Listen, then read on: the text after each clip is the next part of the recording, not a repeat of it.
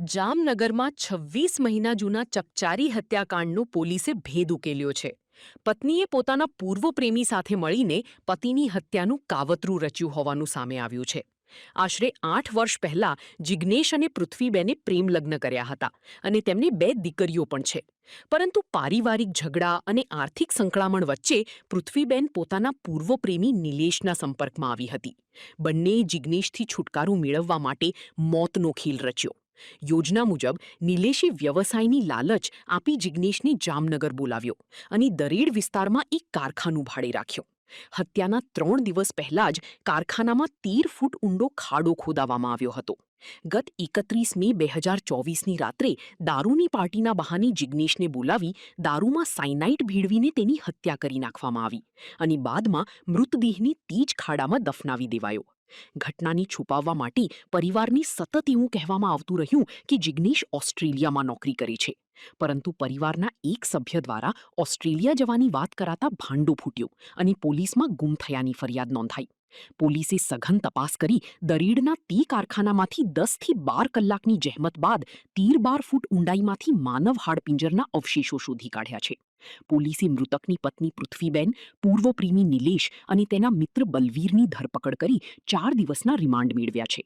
હાલ police cyanide ક્યાંથી લાવ્યા અને આમાં અન્ય કોઈની સંડોવણી છે કે નહીં તે દિશામાં વધુ તપાસ ચલાવી રહી છે. ગત તારીખ 29/7/2026ના રોજ જામનગર જિલ્લાના દરડ જીઆઈડીસીમાં એક મૃતદેહ છે એ ખોદીને બહાર કાઢવામાં આવેલો હતો. સદરુ પ્રક્રિયામાં એએસપી શ્રી પ્રતિભા સર, જામનગર ગ્રામ્યના એસડીએમ સાહેબ, મામલતદાર શ્રી તથા અમારા પંચ બીપીઆઈ શ્રી રાઠોડ સાહેબની હાજરી હતી. સદરુ કેસમાં જે નરકંકાલ મળેલ છે તે નરકંકાલની હત્યા આશરે 26 મહિના પહેલાં કરવામાં આવેલી હતી.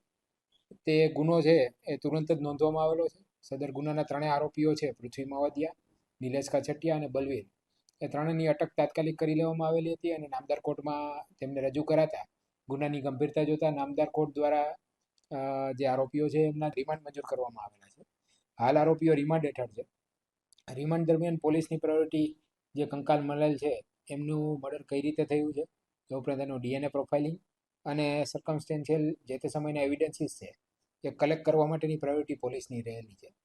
સદરુ રિમાન્ડ દરમિયાન જે માહિતીઓ મળી છે તે મુજબ મર્ડરનારની પત્ની છે પૃથ્વી અને એમનો એક એક્સ પ્રેમી છે નિલેશ કાછટિયા. તેઓ લગ્ન પહેલાં પ્રેમ સંબંધમાં હતા. થોડા સમય બાદ બ્રેકડાઉન થઈ ગયેલું તેમનું અને બ્રેકઅપ બાદ પૃથ્વીએ છે એ મરણજનાર જિજ્ઞેશ સાથે લવ મેરેજ કરેલા હતા. લવ મેરેજ બાદ બંને વચ્ચે પારિવારિક ઇસ્યુ રહેતા અને નાના મોટા ઝઘડાઓ થતા આ જે મેરેજ લાઈફ છે તેનાથી પૃથ્વી સંતુષ્ટ ન હતી. તેના કારણે પૃથ્વીએ પોતાના જૂના પ્રેમી નિલેશ કાછટિયાનો સંપર્ક કર્યો. નિલેશ કાછટિયા અને પૃથ્વી વચ્ચે પૂર્વ આયોજિત કાવતરું ઘડેલું હતું. તે મુજબ જ નિલેશ કાછટિયાના કહેવાથી પૃથ્વી છે એ મરણજનારને જામનગર લઈ આવેલ અને નિલેશ કાછટિયા સાથે અમુક બિઝનેસ કરેલ. આ ધંધા દરમિયાન જ નિલેશ કાછટિયા અને મરણજનારના મિત્રતા થયેલી અને બલબીર કરીને એક વ્યક્તિ છે એની પણ આ મિત્રતા આમની સાથે થયેલી. આ દરમિયાન જ પહેલેથી એક કાવતરું જે રચેલું હતું એ મુજબ દરેડ જીઆઈડીસીમાં 1-1.5 મહિના પહેલાં જ મરણજનારને જ્યારે મારી નાખવામાં આવેલા છે એના પ્લાનિંગના ભાગરૂપે એક શેડ ભાડે રાખી અને મશીનરી ફિટ કરવાના બહાને ઊંડો ખાડો 12-13 ફૂટનો કરવામાં આવેલો હતો. આ ખાડો તૈયાર થઈ ગયા બાદ જે મરણજનાર છે એને દારૂ પીવાના બહાને બોલાવી અને આ જ શેડમાં તેને દારૂમાં સાયનાઇડ મેળવી અને મારી નાખવામાં આવેલો હતો. અને આ દરમિયાન નિલેશ અને બલબીર દ્વારા તુરંત જ એને મૃત્યુ થયા બાદ આ ખાડામાં દાટી અને ઉપર સિમેન્ટિંગ કરી અને જે શેડ છે એ બંધ કરી દેવામાં આવેલો હતો. અને ત્યારબાદ પૃથ્વી માવદિયા અને નિલેશ કાછટિયા અને બલવીર પોતાની રૂટીન લાઈફ જીવવાની શરૂ કરી દીધેલ, જેથી કોઈને શંકા ના પડે. અને આ દરમિયાન જ થોડા સમય બાદ મરણજનારના ભાઈ દ્વારા એનો સંપર્ક ન થતાં, એના કૌટુંબિક ભાઈ દ્વારા પણ સંપર્ક કરતા ન થતાં તેમને શંકા જતા તેમણે સીટીબી પોલીસ સ્ટેશનમાં ગુમ જાણવા જોગ નોંધાવેલી. આ જાણવા જોગના અનુસંધાને સીટીબી પીઆઈસી દ્વારા પણ તપાસ ઊંડાણપૂર્વકની કરવામાં આવેલી.